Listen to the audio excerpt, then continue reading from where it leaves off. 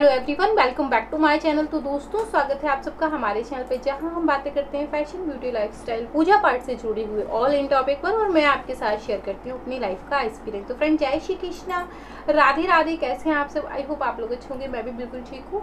और हमारे बहुत सारे सब्सक्राइबर्स हैं जो कि उनका मैसेज आया था बहुत ज़्यादा ज़रूरी। वैसे मैंने बात खुद से कही थी, लेकिन फिर भी मैसेज आया था कि दीदी लॉकडाउन की वजह से हमारे यहाँ ना एकदम से सब कुछ बंद है, जो खुला है उसमें पूजा की दुकानें नहीं खुली, तो पुस्तक नहीं मिल पा रही है। तो प्लीज़ आप कथा जो है करवाएं, और कोशिश करके जीजू से करवाएं, क्योंकि मैं चाहती हूँ कि मैं जब अपनी कथा सुनने जाऊँ तो फ़ोन को ओपन कर दूँ और जीजू जो है वो कथा कर रहे हो, तो मुझे अपनी पूजा का पूरा फल प्राप्त हो। तो चलिए, मुझे लगा आपके जीजू से कह देते हैं, तो चलिए मैं भी सुन लेती हूँ, आप भी सुन लीजिए। कथा सुनते वक्त हमेशा शाली का पल्लू ऐसा लें, उसमें एक चावल थोड़ा सा और सिक्का रख के ऐसा संकल्प की कथा सुने, फिर इस चावल को जो है वो छोड़ दें। तो चलिए आप कथा शुरू करें, मैं सुन रही हूँ। वट सावित्री व्रत कथा। मध्य देश में अश्वपति नाम के परम ज्ञानी राजा थे। धन वैभव से पूर्ण होने पर भी वे संतान के अभाव में बड़ी दुखी रहते थे। राजा ने पंडितों की सलाह से पुत्र प्राप्ति के लिए सावित्री की आराधना की। सावित्री ने प्रसन्न होकर राजा रानी को दर्शन देकर आशीर्वाद दिया और कहा कि तुम्हारे भाग में पुत्र तो नहीं है, पर मैं स्वयं कन्या रूप में तुम्हारे यहाँ जन्म लूंगी। इतना कहकर सावित्री देवी अंतर ध्यान हो गईं। कुछ समय बाद रानी के गर्भ से साक्षात सावित्री का जन्म हुआ। राजा रानी ने उसका नाम भी सावित्री ही रखा। सावित्री सर्वगुण संपन्न थीं। वह चंद्रमा की कला के समान नित्य प्रति बढ़ने लगीं। जब वह विवाह के योग्य हुई तब माता पिता ने उससे कहा कि अब तुम अपने योग्य मनचाहा वर खोज लो। राजा ने उसे एक बूढ़े मंत्री के साथ वर खोजने के लिए भेज दिया। सावित्री यात्रा पर रवाना हो गई। इधर एक दिन अचानक नारद जी मद्रराज अश्वपति से भेंट करने के लिए आए। तभी सावित्री भी अपने लिए वर पसंद करके लौट आई। उसने आदर पूर्वक नारद जी को प्रणाम किया। नारद जी ने उसे विवाह योग्य देखकर राजा अश्वपति से पूछा कि आपने इसके योग्य वर खोजा है या नहीं। राजा ने बताया कि मैंने सावित्री को वर खोजने के लिए भेजा था, वह अभी लौट कर आई है। अब वही बताएगी कि उसने अपने पति रूप में किसे पसंद किया है। राजा की बात सुनकर नारद जी ने सावित्री से पूछा कि तुमने किस वर के साथ विवाह करने का निश्चय किया है। सावित्री ने परम विनम्र होकर हाथ जोड़कर निवेदन किया कि महाराज, राजा धुमतसेन का राज्य रुक्मी ने छीन लिया है और वे अंधे होकर रानी के साथ वन में रहते हैं। उनके एकमात्र पुत्र सत्यवान को ही मैंने अपना पति बनाने का निश्चय किया है। सावित्री के ऐसा कहने पर नारद जी ने राजा अश्वपति से कहा कि आपकी कन्या ने वर खोजने में निसंदेह भारी परिश्रम किया है। सत्यवान गुणवान और धर्मात्मा है। वह रूपवान और समस्त शास्त्रों का ज्ञाता है। वह अपने माता पिता के समान सदा सत्य बोलने वाला है। इसी कारण उसका नाम सत्यवान हुआ। जिस प्रकार समुद्र रत्नों की राशि है, उसी भांति सत्यवान सभी सद्गुणों का भंडार है। वह सब प्रकार से सावित्री की योग्य है। वह सब बातों में सावित्री के साथ क्षमता रखता है।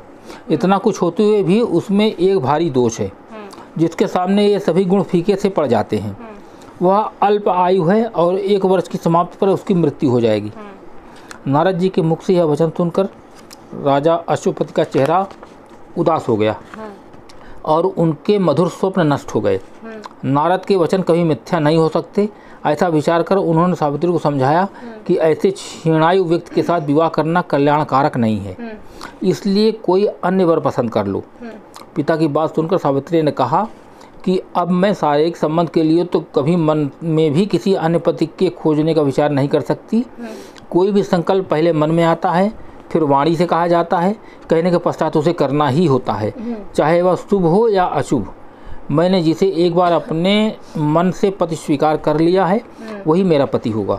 अब मैं किसी दूसरे का वर्ण किस प्रकार कर सकती हूँ। राजा एक ही बार आज्ञा देता है, पंडित एक ही बार प्रतिज्ञा करते हैं और कन्यादान भी एक ही बार होता है। जैसा भी है, अब सत्यवान मेरे पति हैं। मुझे उनके दीर्घायु या अल्पायु से कोई हर्ष विषाद नहीं है। अब मैं पुरुष की तो बात ही क्या, देवराज इंद्र को भी स्वीकार नहीं करूंगी। कोई शक्ति मुझे मेरे इस निश्चय से नहीं डिगा सकती। मैं पुनः दृढ़तापूर्वक कहती हूँ कि सत्यवान ही मेरा पति होगा। सावित्री का ऐसा दृढ़ संकल्प सुनकर नारद जी ने राजा अश्वपति को सम्मति दी कि तुम्हें सावित्री के विवाह सत्यवान के साथ ही कर देना चाहिए, यही उचित प्रतीत होता है। इस प्रकार राजा को समझा बुझाकर नारद जी अपने स्थान को चले गए। राजा अश्वपति ने भगवान के मंगलमय विधान में विश्वास करके विवाह की समस्त सामग्री इकट्ठी की और कन्या तथा बूढ़े मंत्री को साथ लेकर धुमतसेन की तपोभूमि में पहुंच गए। वहां पर राजा धुमतसेन अपनी रानी और राजकुमार सत्यवान के साथ रहते थे। अश्वपति ने उनके पास पहुंचकर अपना नाम बताते हुए उनके चरणों में प्रणाम किया। धुमतसेन ने अश्वपति के आने का कारण पूछा तो उन्होंने बताया कि मेरी कन्या सावित्री ने आपके पुत्र सत्यवान के साथ विवाह करने का निश्चय किया है। मैं भी इससे सहमत होकर विवाह की तमाम सामग्री लेकर आपकी सेवा में उपस्थित हुआ हूँ। राजा की बात सुनकर धुमतसेन उदास हो गए और उन्होंने कहा कि अब आप में और मुझ में कैसी समता। आप राज्यासीन राजा हैं और मैं राजभ्रष्ट रंक। इस पर भी हम दोनों अंधे हैं, निर्धन हैं और वन में रहते हैं। आपकी कन्या ने वन के भारी कष्टों को न जानकर ही ऐसा विचार कर लिया है। महाराजा अश्वपति ने कहा कि सावित्री ने इन सब बातों पर भली प्रकार विचार कर लिया है। वह कहती है कि जहाँ तक मेरे सास ससुर और पतिदेव निवास करते हैं वही मेरे लिए वैकुंठ है। सावित्री के ऐसे दृढ़ निश्चय को सुनकर धुमतसेन ने विवाह की स्वीकृति दे दी। शास्त्र सम्मत रीति से सावित्री का विवाह सत्यवान के साथ करके राजा अश्वपति तो अपनी राजधानी को लौट गए और उधर सावित्री मनचाहे पति सत्यवान को पाकर सुखपूर्वक वन में रहने लगी। नारद जी के वचन हर समय सावित्री के कानों में गूंजते रहते थे। वह एक एक दिन गिन रही थी। उसने जब पति की मृत्यु का निकट आया जाना 3 दिन पहले से ही उसने उपवास आरंभ कर दिया। तीसरे दिन अपने पितरों का पूजन किया। जैसे मैंने बताया था कि इस पूजा में पितृ पूजन सर्वप्रथम होता है। वही दिन नारद जी ने सत्यवान की मृत्यु का बताया था। रोज की भांति उस दिन भी सत्यवान अपने समय पर कुल्हाड़ी और टोकरी लेकर लकड़ी काटने के लिए वन में जाने लगा तो सावित्री ने स्वयं भी उसके साथ चलने का आग्रह किया। सत्यवान ने उस माता पिता की सेवा के लिए वहीं ठहरने की सम्मति दी।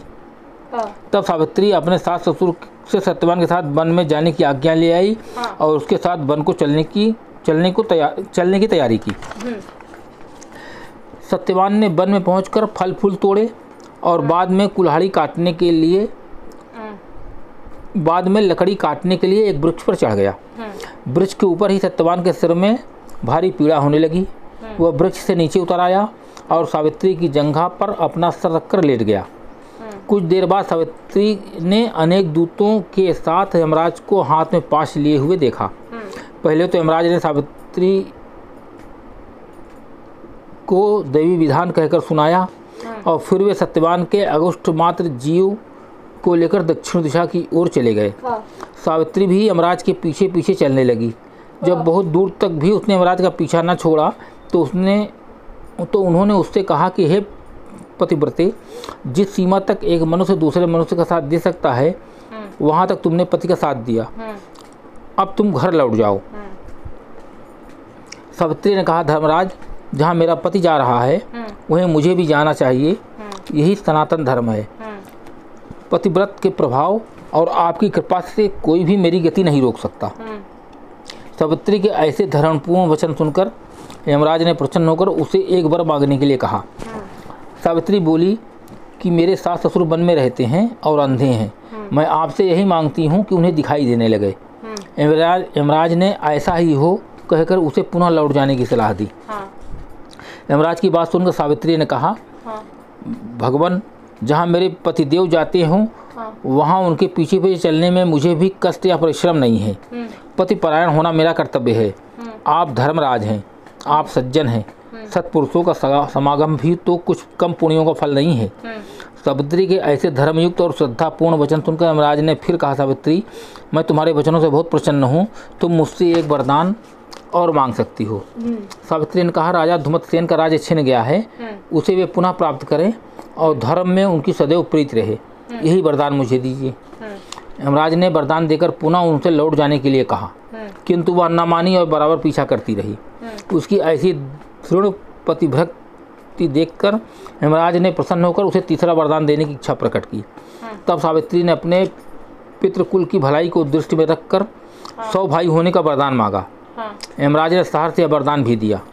सावित्री से पुनः आगे न बढ़कर लौट जाने का आग्रह किया, किंतु सावित्री अपने प्रण पर अडिग रही।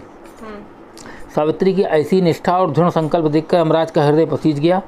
वे बड़ी कोमल वाणी में बोले, हे सुव्रते, तुम ज्यों ज्यों उत्तम धर्मयुक्त और गंभीर युक्तिपूर्ण वचन कहती हो, त्यों तो मेरी प्रीति तुम पर बढ़ती जाती है। अतः तुम सत्यवान के जीवन को छोड़कर एक और वरदान मुझसे ले लो और अपने घर लौट जाओ। पहले तीनों वरदानों को पाकर सावित्री ने अपने ससुर कुल और अपने पुत्र कुल दोनों का कल्याण कर दिया।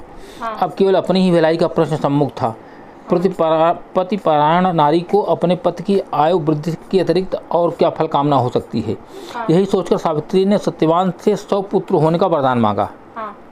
सावित्री के ऐसे युक्तिपूर्ण वचन सुनकर यमराज बहुत संतुष्ट हुए और उन्होंने उसे वरदान देते हुए सत्यवान को पाश से मुक्त कर दिया और कहा कि सत्यवान से तुम्हें निश्चित ही 100 पुत्र होंगे। सावित्री को मनोवांछित वरदान देकर यमराज वहीं अंतर्ध्यान हो गए और वह लौटकर वट वृक्ष के नीचे आई। वट वृक्ष के नीचे सत्यवान का मृत शरीर पड़ा हुआ था। उसमें जीवन का संचार हो गया और वह उठकर बैठ गया। सावित्री ने सत्यवान से सारा वृत्तांत का सुनाया और फिर वे दोनों खुशी खुशी आश्रम की ओर चल पड़े। सत्यवान के माता पिता को दृष्टि प्राप्त हो गई थी और वे अपने आज्ञाकारी पुत्र और सेवा परायण पुत्र वधु को न देखकर अत्यंत दुखी हो रहे थे। तभी सावित्री और सत्यवान वहां पर पहुंच गए। सारे देश में सावित्री के अनुपम प्रतिव्रत का समाचार फैल गया।